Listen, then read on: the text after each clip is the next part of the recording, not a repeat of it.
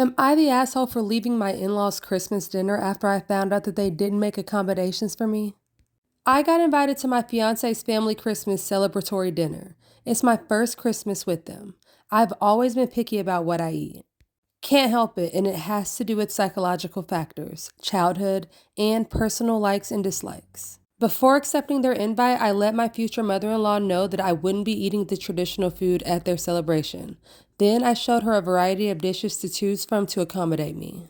She refused and told me to bring my own dish. I said if I have to bring my own dish when I'm a guest, then I better just stay home. We went back and forth and I insisted I wouldn't come if accommodations weren't being made. I just thought it was a simple request and future mother-in-law couldn't agree if she really even wanted me there. My fiance agreed that I should bring my own dish, but I refused. When we arrived there and saw that there was no accommodations made for me, I got up, got my things, and walked out of the house and went home. My future mother-in-law and fiance were completely shocked. I got tons of calls and texts from them both, and my fiance came home yelling at me, calling me selfish, spoiled, and then he said that I was crazy to walk out over a dish that my mom didn't have for me.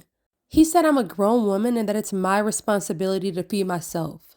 I just don't get how it's my responsibility to feed myself when I'm a guest. It makes no sense to me. I told him this and he accused me of starting crap and ruining his family's Christmas. He said I screwed up my first Christmas with his family and disrespected his mother. Now he's continually saying that I screwed up and should have just sucked it up for the family's sake.